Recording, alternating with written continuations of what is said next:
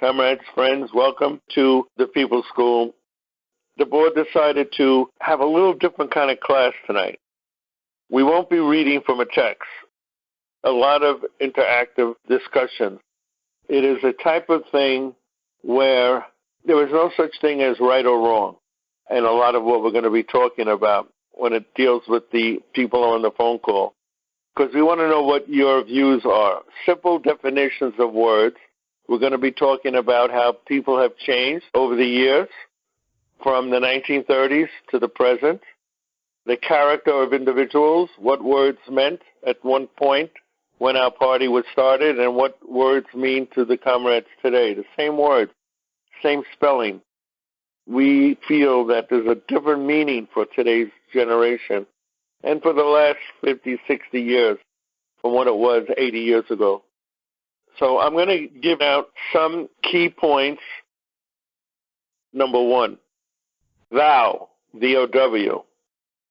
Next one, the word obligation, O-B-L-I-G-A-T-I-O-N. Next, a pledge, P-L-E-D-G-E. Next, a promise, P-R-O-M-I-S-E. And the last one, a contract, C-O-N-T-R-A-C-T. This is the first words we're going to be dealing with. And this is really the whole essence of a Bolshevik party.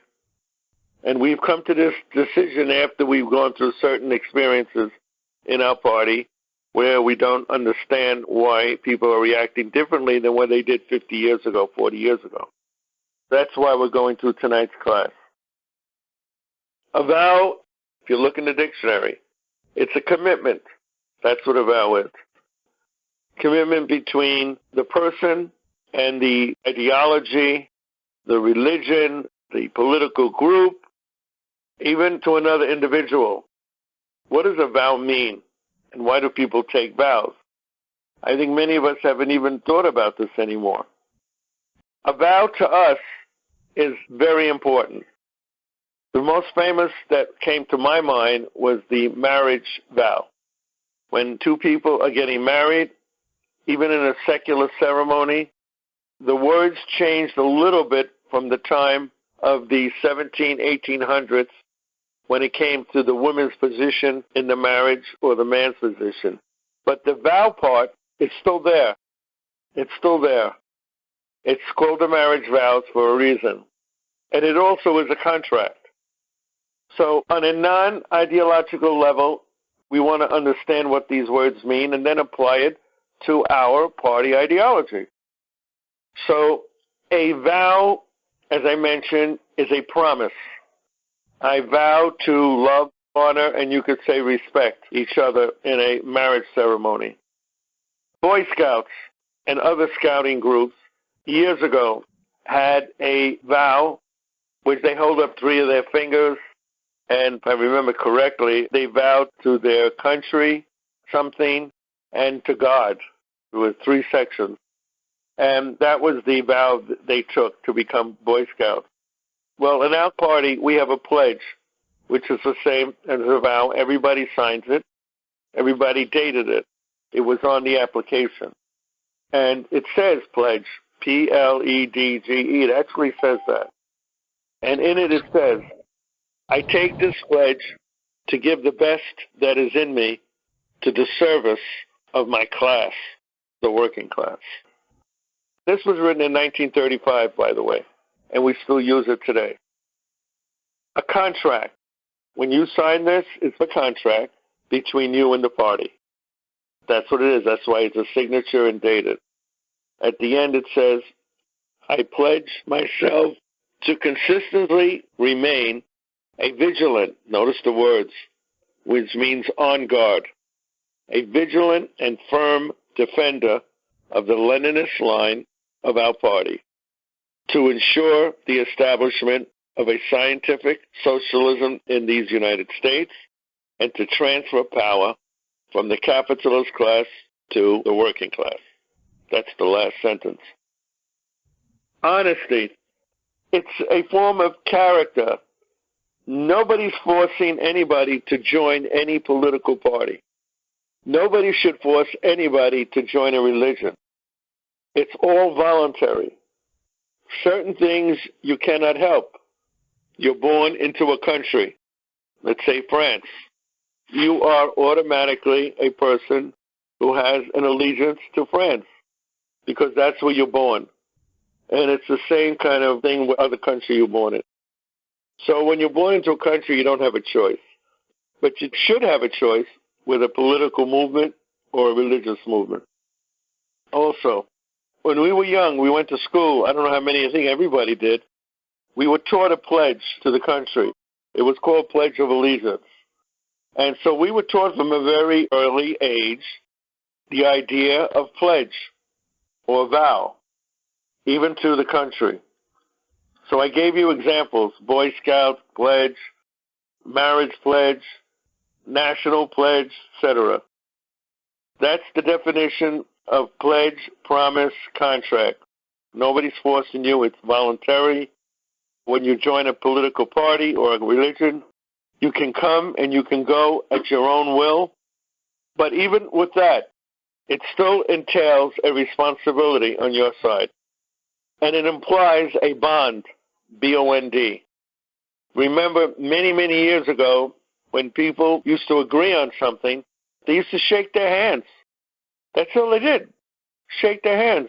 And they used to say, my word is my bond. And that's very important, my word is my bond. It showed part of a person's character.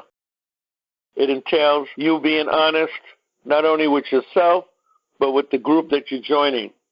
Remember, all pledges and vows entail loyalty. If we don't have any of that, then why even get involved with an organization of any type? Especially a Leninist party that looks at each member as watching the back of the next. So I'm going to stop right there. The other thing is the cultural overlay. We have been subjected for many decades to people are, in quotes, model or role figures, lying, cheating, not keeping promises, and we don't have role models to look up to anymore. So if it's okay, say for Bill Clinton or anyone else that you can think of, then why do I have to set a higher standard? It's sad, but we have become all individuals, and it's like, what's in it for me if no one else is doing it? And I think that that is why no one cares that much about their personal reputation, and it doesn't appear to me that anyone really cares if other people trust them or not, or trust their word. That's my view on it. Honesty. We had people who joined our party, who interviewed, who signed that pledge, and they went and formed factions against the policies of the party. So the question becomes, were they being honest? And the answer is no. It says very clearly that we're Marxist-Leninist Party. It says very clearly that we're a party of democratic centralism. Those are the pillars of what our party is about. But we have people that join us that don't know what that means, or they're not being honest with us. That's very damaging, because when you join, you've got to be honest and accept that. When I look at these four words, vow, pledge, promise, contract, I see them all as synonyms, but they don't carry the same weight, and they come from different places. And I think the different places they come from is where our obligation lies with them. And when we say vow, I think that comes from our spiritual obligation. When we say pledge, it's our societal obligation. Promise is our personal obligation, and contract is our legal obligation. So when we say we pledge ourselves to the party, we sign our name and we give our pledge, we're pledging ourselves, our societal selves, to help out our class, our people, and our obligation is to our society and to our community. And that's what we should be thinking about when we're pledging ourselves to the party. I think there is an ideological component to what we've been seeing. When we've been reading Left-Wing Communism and Infantile Disorder, I think one of the crucial lessons of that book, which is very relevant to our own struggle, that we've been learning through practical experience, is that this infantile left communist indignation to things that individuals feel are too great of a difference between their own individual ideology and that of the party, which causes them to tear themselves away from the party, to stop acting as a collective whole. And I think the thing that's giving that impetus is the very prevalent handicraft mentality that the U.S. has had and has infected its labor movement for many decades, if not almost a century. William Z. Foster talks about it as being kind of like the cause and the grower of dual unionism. It was basically people who were trying to be more revolutionary than their peers and trying to start their own revolutionary trade unions as a way to combat the reactionary trade union leadership. But in reality, the way forward is to combat the reactionary trade union leadership within the trade union. And it's not to separate yourself from the workers. I think we're in our party because we love the working class and we love the work that we do. As revolutionaries, we love it. And that's why we do it. Because it comes from our heart, it comes from our soul. It's who we are. Che actually said that somewhere, the revolutionary Che. He said, let me say at the risk of seeming ridiculous that the true revolutionary is guided by great feelings of love. And I think that's what's missing. People always associate revolution and what we do with violence. And I don't think that that's healthy. I think that what we have to understand is that the violence is brought to us every day by this capitalist system. About what Che writes about, being motivated as a revolutionary by revolutionary love and love for the people and that sort of work. And I wanted to recommend to people that they read Socialism and Man in Cuba, which you can find on Marxist.org by Che. And I just think that there are people who are in Latin America specifically and in Argentina, which is, where Che is from, furthering his theories on what the new man or new woman is under socialism and how they develop this rich, moral, motivating aspect to who they are. And I think it's definitely something we ought to incorporate into our work, because if not, then you're kind of a stick in the mud. And I think working class people can sense that if you don't have that love under what you do. The part about why people join the party and then within 2 or 3 months they wind up leaving. As someone who's 24, I've only been in the left for about the last 5 or 6 years, so still young. I think a lot of people are still finding exactly what I personally believe and finding the party that's right for me and reflects my beliefs. And of course also just finding a good group of people to work with. So perhaps a little bit of why we might see some people who join and then wind up leaving, there may be a short period of time, might just be because they're in that place where they're finding what works out best for them and what they believe in. I'm sure that a good deal of people might not take it as seriously as others, and I do think that's a shame. At least from my own experience, that's where people maybe my age might still be. They're just finding something that works out best for them. The talk of vow and it not being used and falling out of favor and how stuff like that isn't as common in society anymore. It did actually remind me of one synonymous contract word that still does hold some considerable significance, at least in an official capacity: oath. Doctors all take the Hippocratic Oath, and when you go into court, you are put under oath to tell the truth, the whole truth, and nothing but the truth, and even the president has to take the oath of office. And those things are things that our country definitely does still romanticize and very much hold with high regard, even if they do not always follow through on them, but then they just find ways to dance around, no, I didn't break the oath because this reason. There is no organization that doesn't have some kind of an attrition rate. There's something called the French Foreign Legion, which as a young boy I dreamed of joining someday before I realized what it really was. It's a military that anyone can join as long as you're physically fit. You go to France, you knock on the door, and you come in. And what they've noticed is that a lot of people after only a couple of weeks just straight up, ditch their gear and leave after they get inside the Legion because they realize what it was in there. So I just want to say that no matter what, no matter how big we get, we will always have some rate of desertion.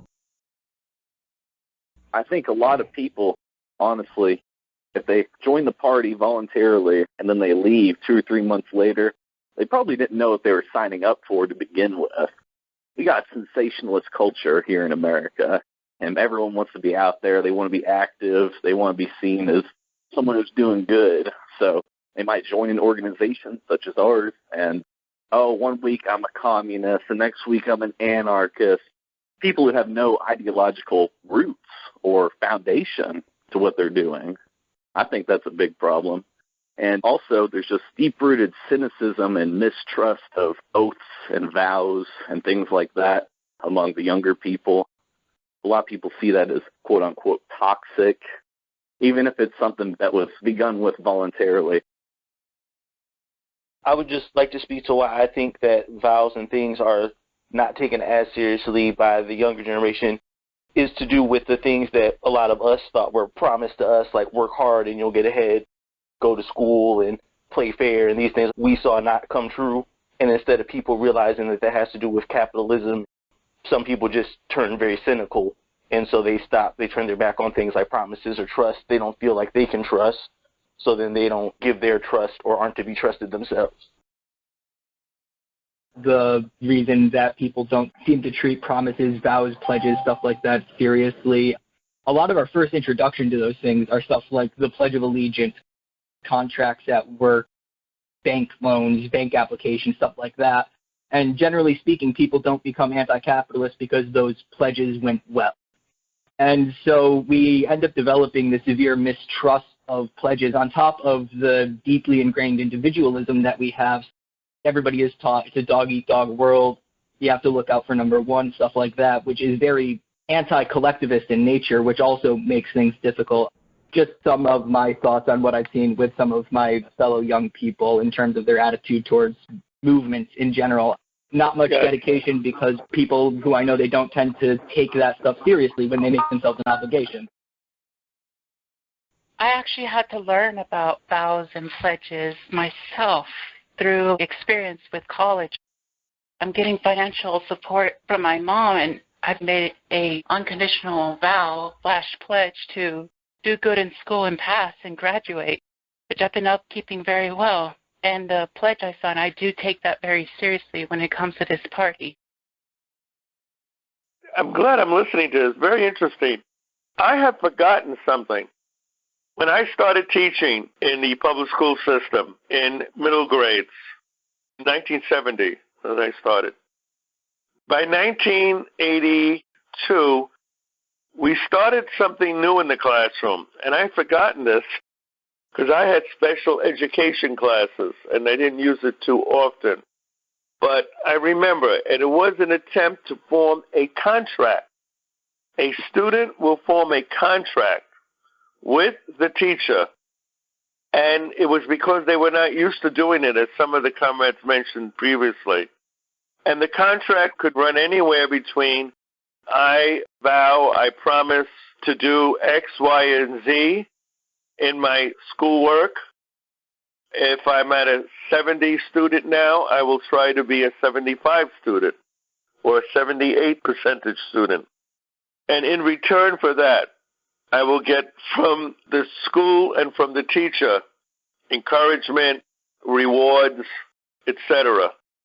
So there was contracts that were started, even in the New York City school system, because a whole 2 generations didn't use that word anymore, didn't understand what it meant. The other thing I want to mention about tonight's response is the word loyalty. That word, I see it as directly connected with a promise, with a vow, with an oath.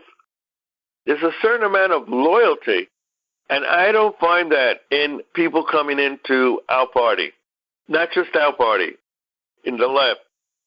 But in the 30s and 40s, when people came into the movement, there was a loyalty to the party, so much so that when the party leadership was attacked, the first thing that the rank and file did on their own, with encouragement from the district organizers, is to form support committees for their leaders, to defend their leaders, to show loyalty to the party. On the idea of loyalty to the party, I know that when I joined, I knew I had a lot to learn. And what I can dedicate myself to most is simply just learning more about theory and the history of our party and the former CPUSA.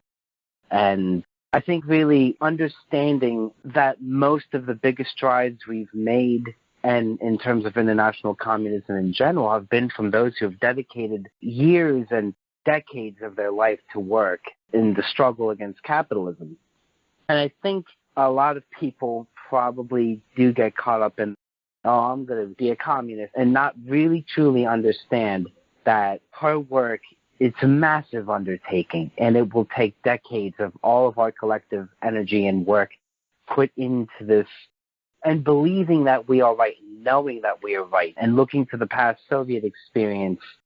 And Comrade Angel is absolutely correct in understanding that individualism that we're all basically taught here from day one in America is not going to lead us to victory. It has to be collectivism.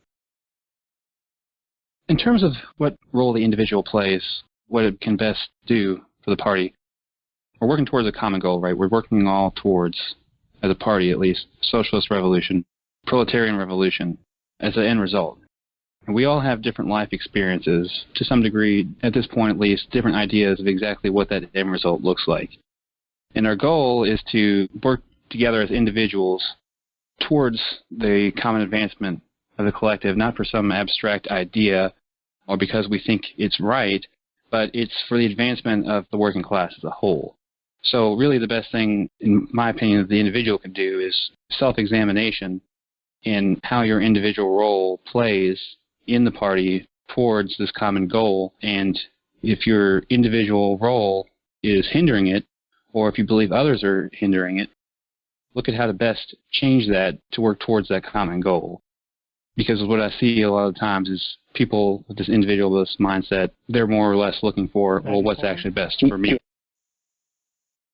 Maybe this is an example of bourgeois thinking, but is there a point where it's correct for an individual or many individuals to leave the party? And if so, what situation would that be? That's a perfect question, because I've shared this question with people, and it has to do with democratic centralism, which we haven't mentioned yet. We have 8 points of unity, which very few parties talk about, which Lenin said it's going to be the defining factor between the Bolshevik Party and all the other parties in Russia, and that is democratic centralism. And he uses as the famous example when he's in front of the crowd in Petrograd, which later became known as Leningrad. He held up his hand, and there's paintings of this. And he held up his hand and he showed his fingers. He said each finger could do so much. But when you do the fingers together, what do you have when all your fingers are together? You have a fist. And he said that fist is much stronger than each of the individual fingers separately. And therefore, that fist will smash capitalism. And that's what he begins his discussion of democratic centralism, what it is. Once the party comes to a decision, whether it is correct or incorrect, that has to be stressed. Whether you, as an individual, think it is correct or incorrect. It's not the issue what you think or what I think. It's what the decision of the collective thinks. If the collective goes in a certain direction, under a bourgeois organization, each person has the right to disagree with that. You don't have that in a Bolshevik party. You don't. When you join that party, you understand that once there is a vote and you lose that vote, you still carry on what the majority says for that vote. That is the distinguishing factor between a Bolshevik party and a non-Bolshevik party. Not anything else, not revolution, not how many fairies dance on the head of a pin, the famous thing from Trotsky. No, that's not. It's not theory, ideology. It's democratic centralism. And that's important to understand. Many people say they agree with that. When they lose the first vote, guess where they are, comrades? They're out the door. That's why I don't understand why they even make a vow or a pledge to democratic centralism when they have no intention of keeping it, mainly because of the impression of bourgeois baggage of individualism against them. And so therefore, that's the second point, which is just as important. When should people leave a Bolshevik party? And the answer is only one. They leave the Bolshevik party when the ideology of the party that they joined changes from one to another, in many cases to the opposite. Let me give you examples. Everybody that joined this party had 8 points of unity. Every single one is ideological. Next question, which I found out, I was shocked to find out, what is the definition of ideology? I found out comrades did not know. One comrade said to me, if a building is burning and I have to get out of that building, I want you all to listen to this analogy. My ideology is to get out of the building. That's not correct. That is not your ideology. Your tactic, your strategy is to get out of the burning building, not your ideology. The fact that someone would say such a thing to me who claims that they're leaving because of that tells me they don't know what an ideology is. So everyone on this phone call, including newer people, it's very clear. Ideology is a world view. Write that down if you have to. Ideology is a world view. The view of capitalism and a class struggle with the working class. That is our world view, period. Tactics and strategy change according to how things change. The way Marx said, nature is constantly changing. What was true yesterday may not be true today. Why? Because the conditions change.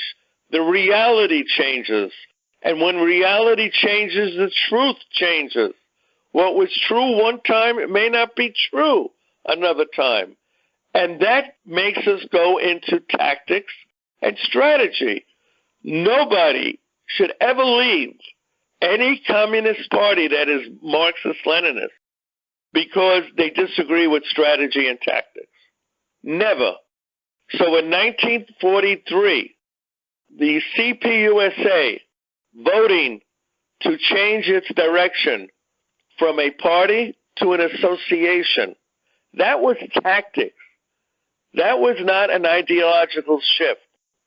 If the association had a different analysis of the struggle between capitalism and the working class, different than when they were the CPUSA, then it would be ideological, but it wasn't. It was purely tactics and strategy. So what they did is they voted, and nobody in their right mind, in large numbers at all, left that party. They held their cards high at the Congress, which they called a convention. They held their party cards high, and they voted to, quote unquote, dissolve the party in its present form and set up an association. Two people in the leadership voted against that. One was a comrade named Dunn. I think it was William Dunn. And the other one was William Z. Forster. They did not leave the party. They stayed, and they waited for a time in the future which would change, which they can then bring up their view again. I hope everyone sees the difference between a tactical change and an ideological change. What happened in the CPUSA? When Gorbachev came in, they actually changed their ideology. They started to go soft on the class struggle issue. The year 1991, there was a convention of the CPUSA, and there was a split. The split people left over ideology. They said that it was wrong for the American Party to be closely connected with the first party of the world of socialism, the Soviet Party. And they felt that economically, centralized planning was wrong, and that Gorbachev was right with his views of perestroika, which was a market economy. That was what perestroika was based on. So therefore, they left over ideological reasons. It makes sense, but you do not leave over tactics and strategy. This is an important distinction, an important question. You do not leave over any other reason. Otherwise, you would be leaving every week, a new group will be forming. And what does that show us? Well, if you look at a graveyard, comrades, the graveyard is strewn with so many failed attempts to form a communist party, one after another, and each tombstone has a different name and a different date. It is scary. That is why we have candidacy. Basically, one is not a member of the party until they finish their candidacy. So anybody leaving as a candidate is not leaving the party. I hope that helps too. About individualism, I believe from personal experiences, I think it's one of the worst bourgeois baggages out there because it's so ingrained in our culture and it's ingrained into everybody's mind of this country. It's very difficult to combat because it's just so deeply ingrained, like anti-communism is where I live at. The way how I fought it was my brother constantly getting on to me about making too much noise or leaving things that bother him. So I start thinking more considerate and less about me, and more about us. Also, I think self-criticism is also a very important thing to have to combat individualism. On our website, we have a quote from Bertolt Brecht. And if a new person hears it tonight, it's worth it to be repeated. And you could apply it to those that are in the party fighting for their class. And it goes something like this. There are those who struggle for one day, and they are good people. There are those who struggle for a week, and they are better. There are those who struggle a year, and they're really great people. There are those who struggle their whole life, and they are the indispensable ones, which means the working class party needs those that struggle their whole life. They're the ones that will always be there. They're the continuity between one generation and the next.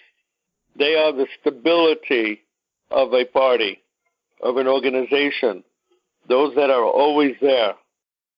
Compare those that are there who have given their lives for our class from God knows how long, from the time during the Tsar to the time of building socialism to the time of fighting against fascism, etc. So the continuity, the stability, let's call it a life commitment. Compare that to someone who comes into the party and stays for 2 months and then leaves. Compare the two of them. Who are the ones that our class needs? Who are the ones that do produce historical changes in society? The 1 or 2 or 3 monthers, or the ones for life, the life commitment, what I used to call the long haul.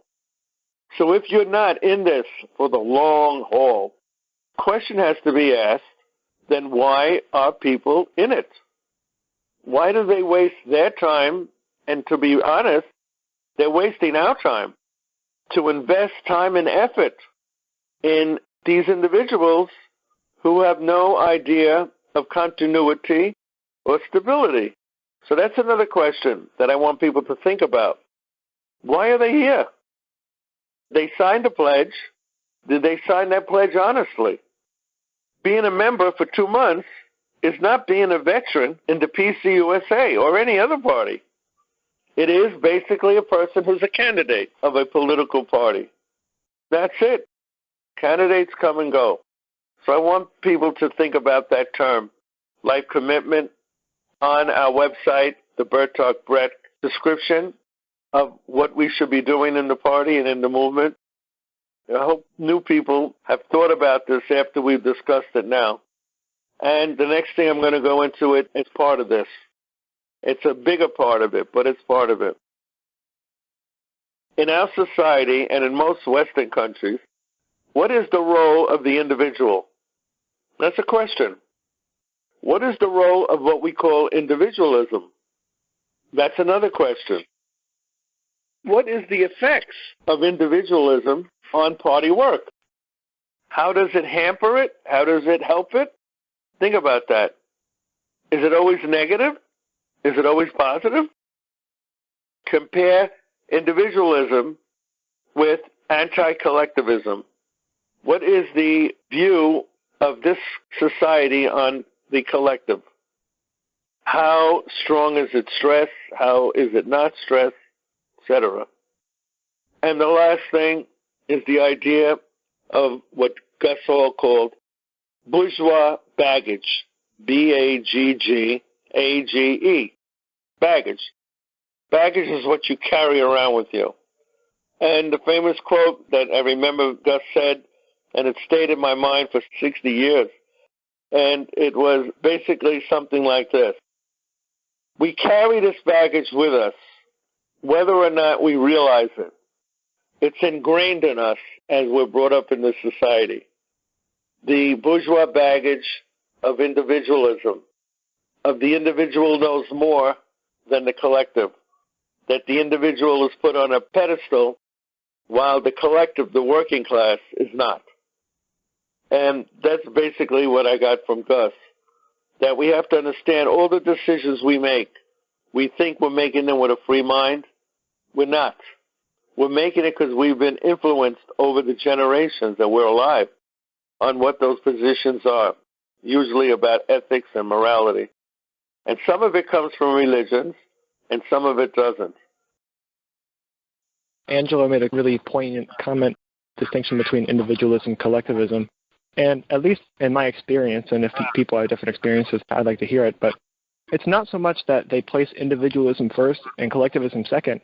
It's that collectivism is completely sidelined. It's tarnished, it's tarred and feathered, it's thrown in the dumpster, it's left out to dry, it's thrown in the freezer for 4,000 years. It's completely devoid of any sort of analysis that I think a lot of people who are lacking class consciousness have. And I think it's a matter of not just saying that collectivism is more important than individualism, but it's our job to dig it up from the grave, because collectivism, especially in America and broadly in what we would consider Western society, it's been completely buried and completely destroyed. So it's really our job as communists to resurrect it. Considering, as Angela put it, the baggage of individualism that comes with us as we enter a collectivist body like a communist party, we talk about in American society there being all of these mechanisms which build individual character within people. What would mechanisms within our party be that could build collectivist character within our members? I think the best place for that mentality to be built is through the practical activity of the club in its goals and in its struggle with the workers of its area. As for the party at large, I think it's very similar, but on a larger scale, perhaps on larger campaigns requiring great coordination and organization, as well as appeals to the party and the membership at large to come together to achieve a common goal. To what the comrade just said, I totally agree. I think it's also important that when we participate in these party activities, it's, to me at least, what underlies a collectivist mentality is a network of genuine social bonds. And so it shouldn't be an indifferent engagement in these party activities, but an attempt to use it as an opportunity as well to build social bonds with comrades of the party. Those clubs that succeed, those organizations that succeed, it is because they have been able to value the collective. That is why we have uneven development across the nation. Some groups get it. We can look at our own successes. I'm sure everyone can think of a particular club or a particular chapter that is doing wonderful and is setting the standard. The vast majority of us, if not all of us, were born in the United States and grew up in the United States and have been exposed and propagandized with this individualist, liberal culture every single day. And even though we feel obligated or love the communist movement, we still have to continue to battle that every single day. It's a self-cultivation that's never ever going to stop because we're never ever going to perfect it. And it's important to really stress that to other newer people, to the movement, to really drop that liberal and individualist baggage, because it's just going to keep hurting us further and further, especially those who use it to gain a lot of clout, a lot of popularity online, even though they don't really know a damn thing about what they're talking about. On the idea of baggage and bourgeois individualism, and I think it's probably fair to say that most of the comrades on the line right now have all gone through their own personal process. Personally speaking, I went through a process where slowly my preconceived notions about reality and the world and my place and our place living in the imperial core, and it took a lot of reading and a lot of work and a lot of time and self-reflection to shed that baggage of these things that I never really felt like I subscribed to them, but I felt like they were all around me, and I couldn't explain why. It just didn't make sense to me. And it was just very hard to shed that individualism in Vietnam. They're taught from a very young age that individualism is a bad concept and that we need to work for the whole. About anti-collectivism and its effect on party work. And I think that's a great way of thinking about individualism and that hostility to the collective, because I notice sometimes people who are not in the party do not understand why a party member would put in so much work into the organization, or why they'd make such an effort to attend meetings and follow through with their promises when it's not work, it's not any obligation in the sense that somebody's telling you to do it, you're just doing it on your own. And I think that's because most people see an organization like that and they only think school or the workplace, and none of those things are things that I did of my own volition. So people have a really negative idea of collectivism. They only associate it with these like really coercive and hostile institutions. So I think what we have to do is provide that example. And I think what Comrade said is really good. We're resurrecting collectivism for Americans and showing them that it's a good way forward. For me, when it comes down to the general liberalism in our society today and struggling against that, I think it's always best to point out how in socialist societies, say through the Communist Party of China is doing, or say like with Vietnam, what was brought up as an example, and how they show that the collective is good and how that working within the collective system is good and the benefits that it brings and what people can reap from that, and how you don't have a collective without the individuals, but if we're just sticking to this individualist mentality and we're not staying committed and we're not staying honest, as was brought up earlier, it's really undermining everything else, and it goes against a lot of what's being done. I'm glad that some people are stepping up from their shyness and are saying anything. I think there's a fear that people have, especially when they're new, that they're going to say something wrong. How else do we learn except through the mistakes we make? Some of us, and I could be guilty of this, make mistakes and we don't learn from it. That's not a good thing. Like the donkey on the road, every time passing the same part of the road on the side of the mountain, falls into a hole, gets up and continues the journey. Coming back, falls in the same hole. Doesn't learn anything from one mistake or another. So there's nothing wrong with saying something and that it's not a correct thing you're saying, because you also are giving yourself an opportunity to learn, and you could then look back a year from now or 5 months or whatever and say, I remember when I thought that. I remember that. And it's an interesting point showing how we do progress, even as individuals. Now, I had mentioned individuals before. Is it always a negative thing? And the answer is no. For example, incentive. Incentive politically in a political party from an individual is needed. If all the people in the party follow the leadership and they don't have any thoughts of their own, how is that going to push the party forward? I don't think it can. So we need individual ideas, thoughts, and an intention to carry it out. There's a tipping point between individual incentive and then going against democratic centralism of the party. And that's the next thing I wanted to bring up. Democratic centralism, what it is. I have found that in theory, people love it. When it comes to practice, you see them running out the door. Two examples. I heard one example a year ago came from somebody who left. Eventually, they came back a year later. In a year, they learned a lot, and they realized what they had done a year before was not correct. They basically said they realized they don't believe in democratic centralism. Why? Because there was a discussion and a vote, and they lost the vote. So is that what it means? When you lose a vote, then all of a sudden you leave and you don't believe in democratic centralism? Or is it only a case that when you vote with the majority, that we love democratic centralism, but if we are on the losing end, all of a sudden we don't like it? What kind of nonsense is that? So the practice of democratic centralism is more important than it being on paper. The practice is very simple. If you lose a vote, and that's the vote of the party, you go along with the party vote, not your own individual mindset.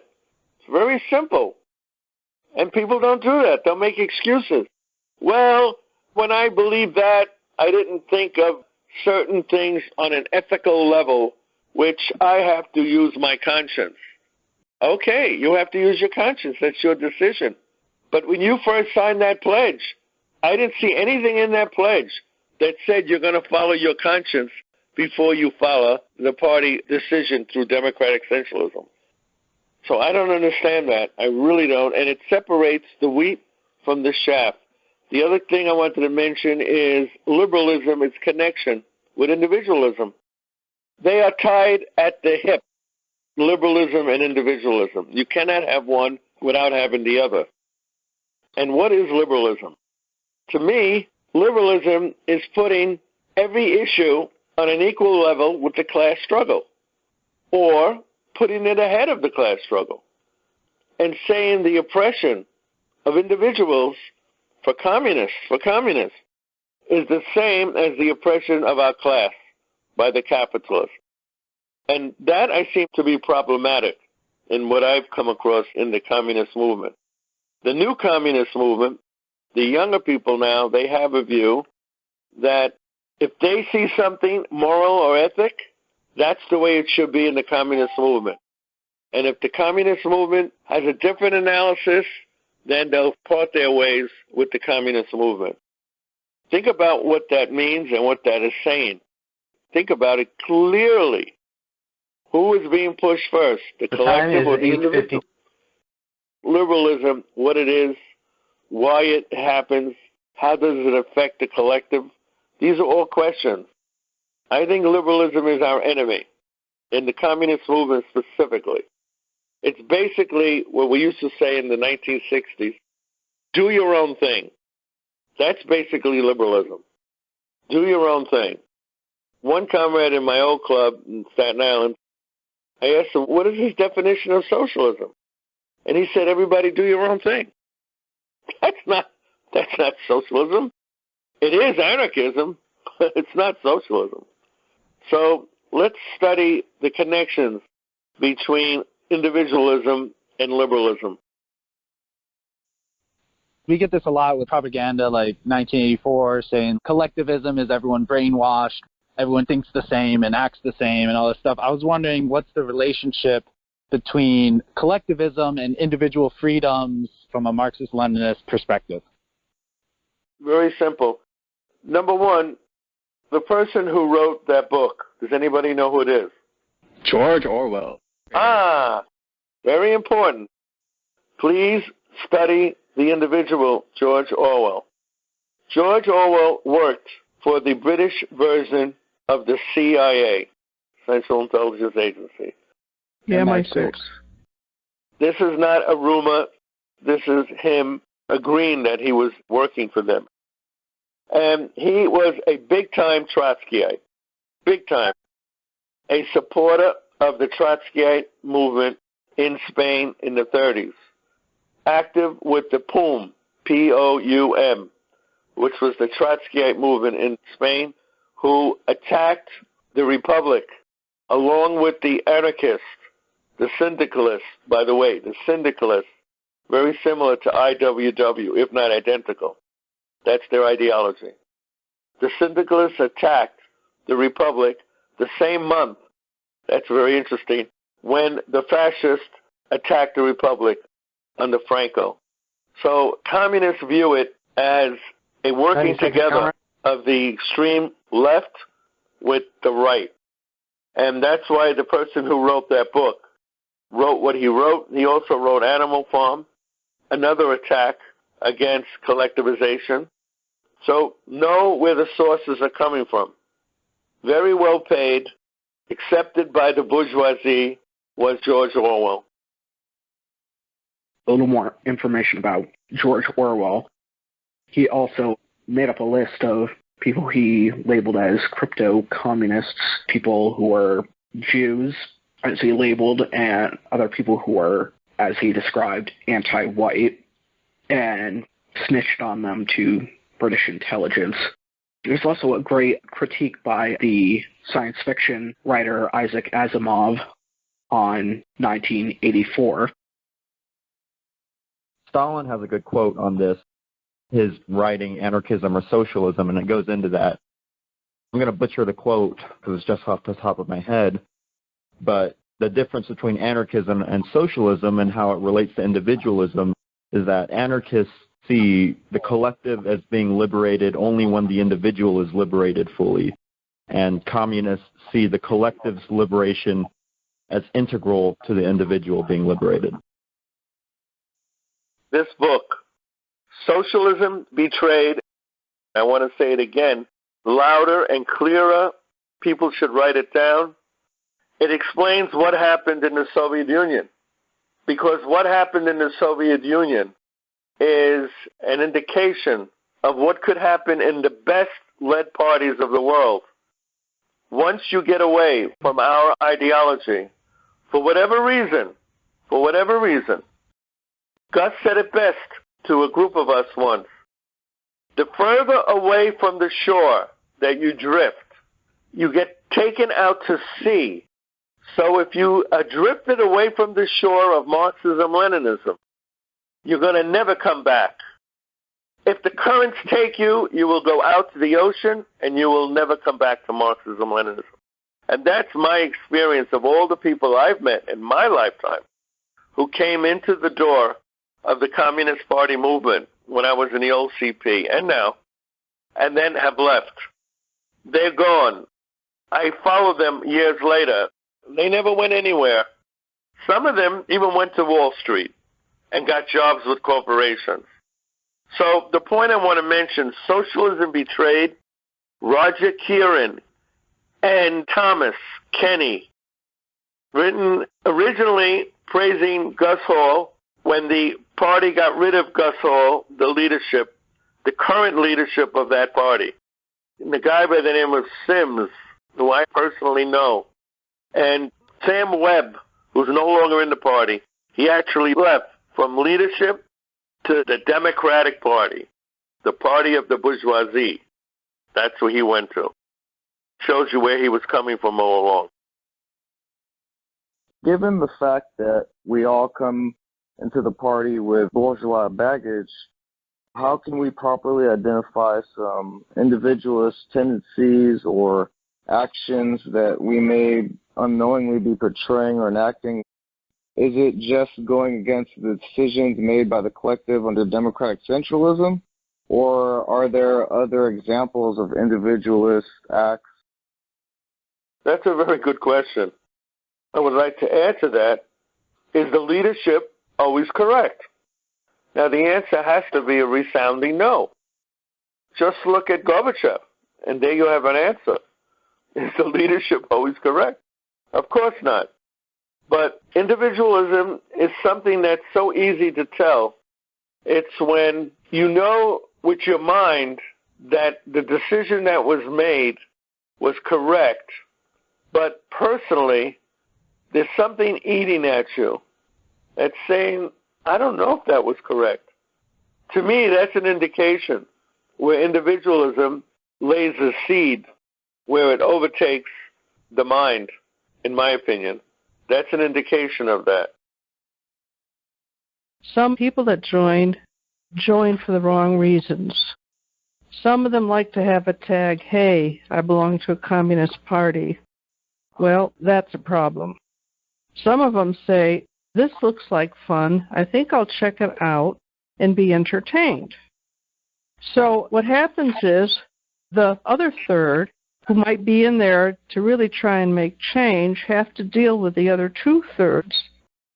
And it is amazing how many times one-third reaches out to the two-thirds and comes up wanting. So if you want to have a good idea as to how any organization you're involved in, when there is silence, when anyone says, would you volunteer, you have your answer. What is bourgeois baggage and what is collectivism and working towards a goal? The whole class basically sums up the need for democratic centralism in a Marxist party to keep it strong and to keep a party acting in unity, even though we may disagree with each other or even may disagree with a majority decision that the party makes. We are still obligated, there's that word again, to act as per the majority decision of the party. And that's really important in a Leninist party. Looking back when I used to read Trotsky's writing, how very smug he came across and how very individualistic he was in his own writings and how he came across as he was the only one who was right. He was so correct. He was so right. And yet when he would take of Lenin, he would often contradict Lenin. Say, for example, in Results and Prospects and Permanent Revolution, he discussed his own views contrary to that of what was being presented by actual Bolsheviks, and he went directly against them and actively worked to undermine. With his own groups during and before the Second World War, he actively pursued groups that went to undermine the Bolsheviks. And his own individualism pretty much built these groups, the right opposition, and they worked very much to undermine the party and worked to undermine the Bolshevik Revolution. It's interesting how people who are very much in individual mindsets work to sabotage in the case of Trotsky. And then there's anarchists, and I've heard stories on the internet of anarchists who are of a petty bourgeois mindset, and they work to actively undermine socialist organizations because they push, as Angelo had stated, everybody does their own thing. In which case, there's a lot of people, when they don't shed their liberalism and then they become involved in organizations, they think these mindsets, when they come from specific people who are opposed to the working class, and they push ideas that conform more to falling in respect with the bourgeoisie, and they work to undermine working class organizations, and then they don't go with the democratic centralist mindset when they don't get their way, or their own words aren't taken as absolute or law. We mentioned earlier, talking about, is the leadership always right? And the answer is no, the leadership is not always right. So the question would be then, if the leadership is not right, if we feel the leadership is not right, what is the correct channel that a communist party or an individual in a communist party should take without trying to resort to individualism? I can answer that by showing the history. The majority, the vast majority, 99% of the people at the party meeting in 1943 of the CPUSA voted to dissolve the party and form something called the Communist Political Association, the CPA. And what it was actually was not dissolving the party, but changing over from a party structure to an association, which is not the same as a party.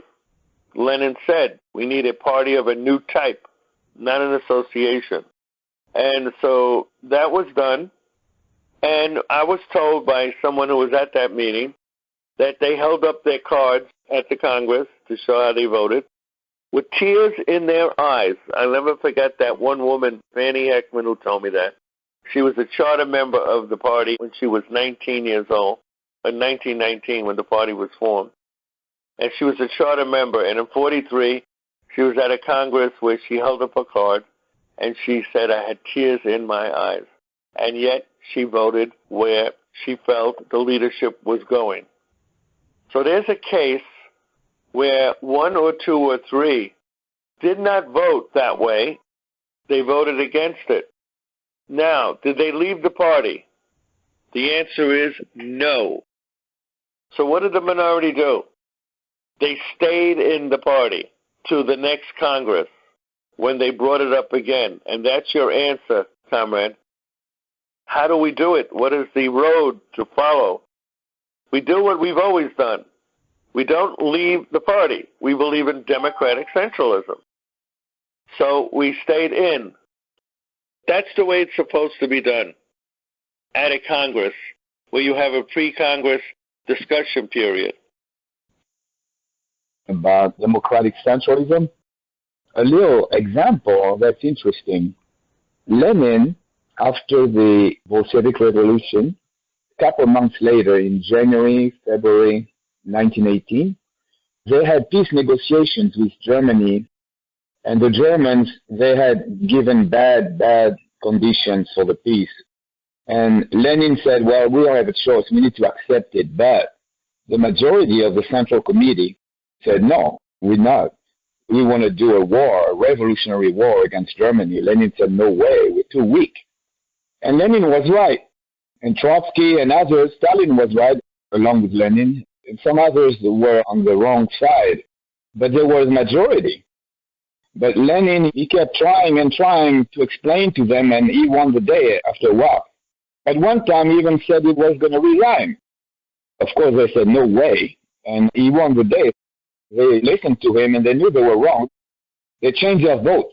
And then, of course, thank God, they did not go to war against Germany, else the USSR would have ended in 1918 March, not in 1991.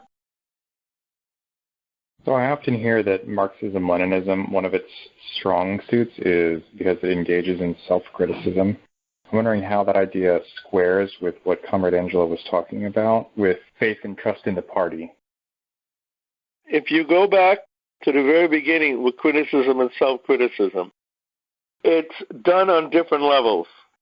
It could be done on the level of your village, your club, but it's also done on a higher level. It could be both ideological and non-ideological. It could be on tactics, could be on strategy. And that's all encouraged in the party because there's a reason. We assume and hope that through criticism and self-criticism, we will make the party, the machinery of the party, more effective in their struggles fighting capitalism. We do not, and again do not, deal with the issue of criticism or self-criticism that's used in a bourgeois sense as attacking an individual leader, an individual member, or in attacking the party itself. Trotsky, for example, could have clothed his activities as criticism of the leadership of the party. So we have to be real about this. If it helps the party produce a better machine, I think it's valid. If it doesn't, then it's dangerous. It has to be looked at that way. How does it help the working class? One thing that I try to keep in mind is that membership at a Marxist-Leninist organization is not an identity that you carry like a membership card, but a framework of continued action. You have to remain in motion or you'll stagnate and either fall out of the party or drag the party down into the mud with you. Comparing ourselves to the old party, how do we make sure that we don't make the same mistakes? My take.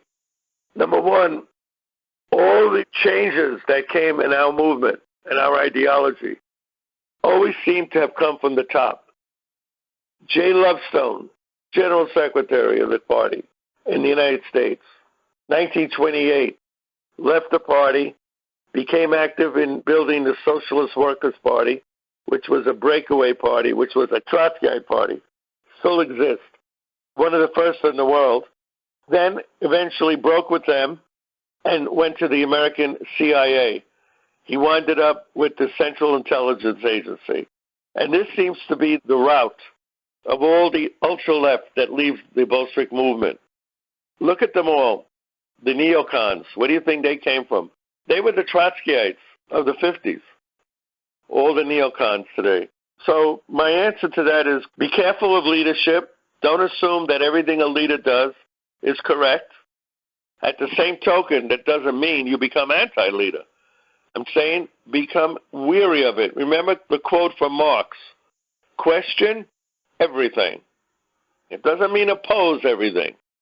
It means question it. So when I tell you X, Y, or Z, Google it. Find out more information on your own to see if what I said was correct or incorrect. If I said was correct, it will show you that the leadership has built a reputation as being honest.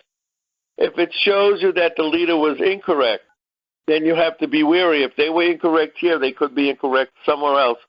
So try to use some kind of logic and cerebral understanding of what individuals are saying. And the third part of that is how we can prevent it from happening. If we stop revising our ideology, the biggest danger I found is the idea of, quote, this is a new situation. We never had this situation before. Therefore, not that we're going to change our tactics, which is logical, but we're going to change our ideology. That is not logical.